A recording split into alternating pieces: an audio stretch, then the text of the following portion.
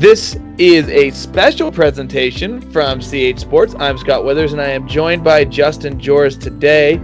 Colin from CH Sports decided to do a special presentation of my 1104 rated round at Willamette Park. So this is going to be a quick cut of that. And like I said, I'm joined by Justin here tonight. So going to be kind of a cool thing to get to sit back and watch the highest rated round ever in Oregon.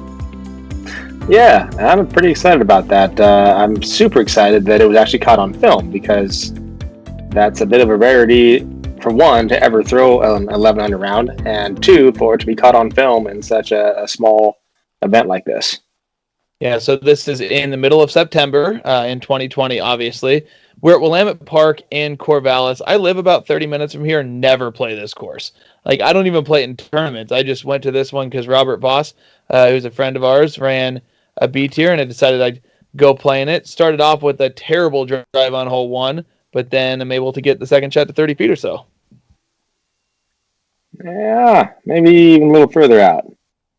Yeah, not what you want to start the round, but, it is what it is. You can step up and try to knock it down. And I forget, is this a 3-round tournament or a 2-round? It was a 2-round tournament. So it was like a late thrown together B tier that a bunch of us signed up for, also late, because, it had the added cash and that kind of stuff in it. So we all jumped in, ended up with a pretty good card. I was actually playing with Travis and Chris, who we just did commentary for the Trainwreck at Trojan video too, and then Manny Cervantes, who was kind of like a OG Oregon disc golfer who took a bunch of time off and is now back. But moving to hole 2, 373, this is the extent of my forehand range. Like, this is all I got, so kind of a tough shot. Yeah, that's a pump, and you threw pure hyzer the whole way. So that's a lot of power. Yeah, that's Cloudbreaker. It's my main distance driver. It's all I have. Like, I can't throw it any farther. Forehand, essentially, it's 373, and maybe, not even able to flex much, or it can't get far enough right. So 2 for 2 to start, going into the hardest hole on the course. And at this one, you're just trying to hit this gap. Like, when I'm standing on this hole, I'm really not thinking of anything other than let's take a distance driver and figure out how the heck to hit that gap. Yeah, and I think the camera doesn't do it justice. The gap that you're trying to hit is a lot smaller in person than it looks like on film. Does the camera do this shot justice? Well, somewhere in this mess of trees and branches is where you're going to have to be throwing from. I was trying to figure out what the heck to do, and then someone told me to sit on the ground and throw it upside down. So I did that, and it worked, and I'll take a par. But that's, the first par of the round, that hole's so hard. There's so many more bogeys than there is birdies on that hole. If there was even any birdies with the distance that it is and the gap that you have to hit. And then the fact that I'm 25 feet and had nothing, had to lay the disc upside down. So thankfully hole 4 is not as hard as hole 3. Yeah, this is a routine shot. It's a wide open hyzer. You're playing it out plenty wide, playing that skip. It's nice and dry right now. So you played it out to, 25, 20 feet? Yeah. Whatever that is, kind of sloppy putt in on the right, but when you get it close enough, you can slop the putts in a little bit. They don't have any speed coming in on them, so that's a hole you got to get. 3 for 4 to start, fun, good start, and I'm still trying to battle to win a tournament here. Like, I didn't have much of a lead. I only had a stroke or two going into the round, so at this point, everything matters. Hole 5, 338. This is way to the right, so you're going to see me throwing a Roadrunner here.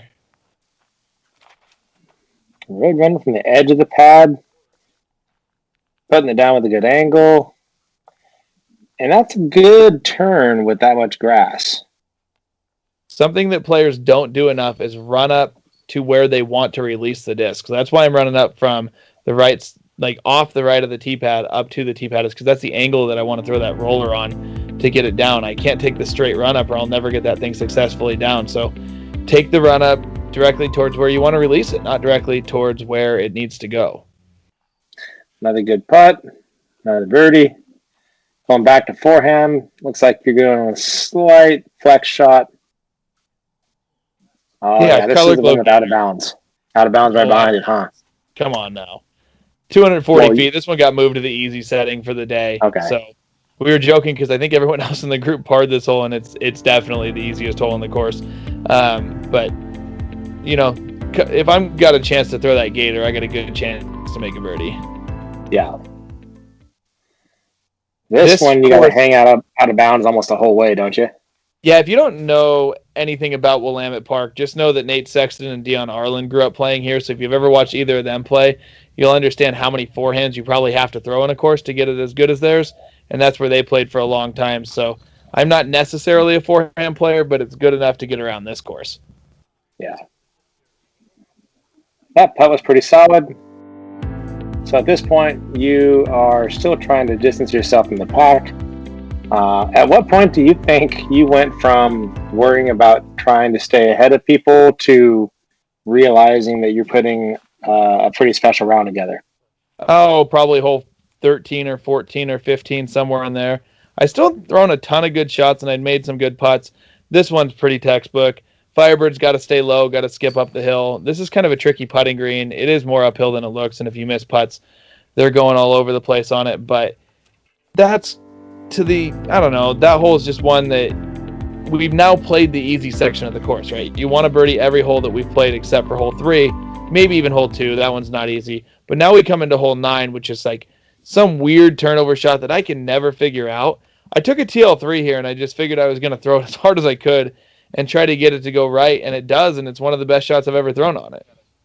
Yeah, I mean, did it just fight through all those trees, or did it go through clean?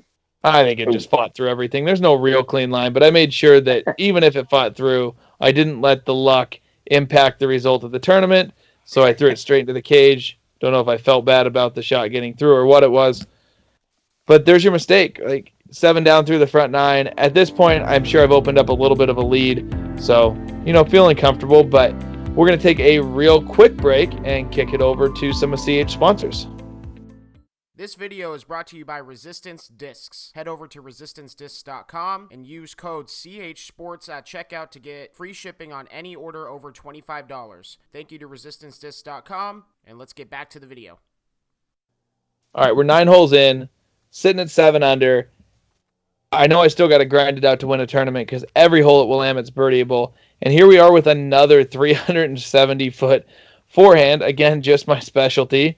Taking the cloud breaker out and smashing on it as hard as I can again, so maybe it does work out.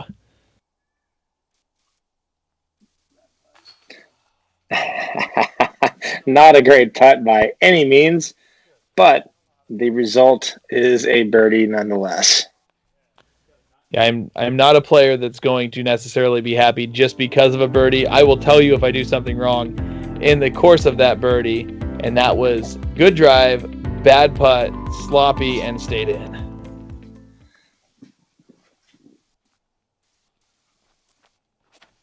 Next hole, hole 11, 307 feet, and for some reason, if the 370-foot forehand wasn't hard enough, I can't execute the 307-foot backhand.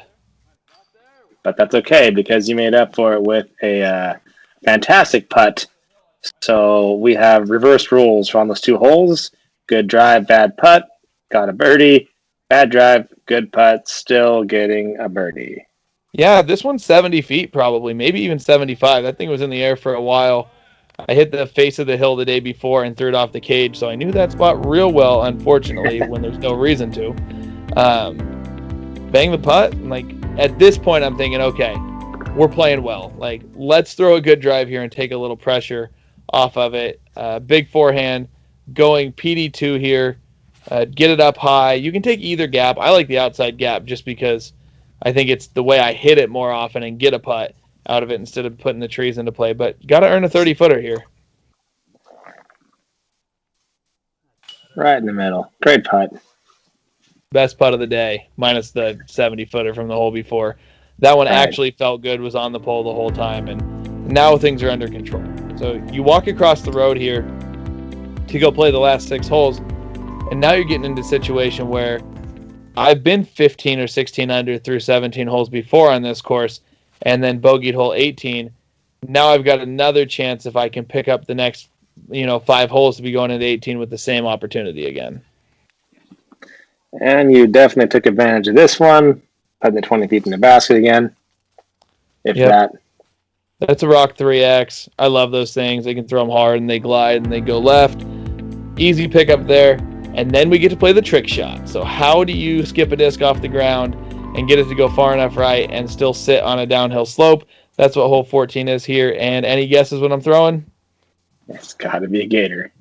Yeah, that's my 2018 Color Glow Gator. Throw it more than any disc that I have, and it's super comfortable. So this was hole, I wish that he would show you the slope away because that slope is brutal and so easy to go over.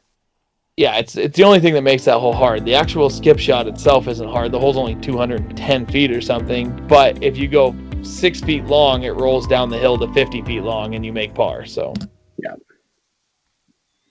And then if we're sensing a theme currently, we have another forehand coming, and that's because we're at Willamette. 303 feet. This is just a Firebird, though. Like the other ones, I happen to throw really hard with Cloud Breakers or PD2s or something. This one's way more in the realm of Firebird. Yeah, 303 feet. It's got a nice downhill right-hand turn. You put it 20 feet from the basket or 15 feet from the basket. For the rare Scott Withers bag on putt. Hey, I've been known to miss some bag on putts. I take them off. You're way worse about that than I am. I watch you do that junk all the time. I think I'll yell at you across the course to take your bag off. Not that I can hear you, but I've been told you do. Yeah. Hole 16, 331 feet. You're sensing maybe a little theme at Willamette of baskets up on mounds. Thankfully able to skip the Exodus up onto the mound, take the P2, and at this point you're starting to see the putter. I can't actually pick my other putter up, but you're starting to see the putter go in the middle of the basket, which is a good feeling. Yeah, it looks like you're definitely getting some confidence here. So you've already got the wind sealed up, and at this point you're just trying to keep this steam rolling, you know. Get those putts going in and keep getting birdies, try and get that special round. Yep. Hole 17, tougher forehand for me because you actually have to flex this one to be able to hit the gap and everything. That's a Cloud Breaker again. People are going to think I have a good forehand after this video because it was definitely on for this day, and it's not my specialty, but it was looking good here. I think the hard thing about throwing this many forehands in an event and the fact that it was 2 rounds is probably a good thing, because my guess is if you had to come back the next day or throw another round after this, your forehand probably wouldn't have been as on because your arm's going to be a little worn out.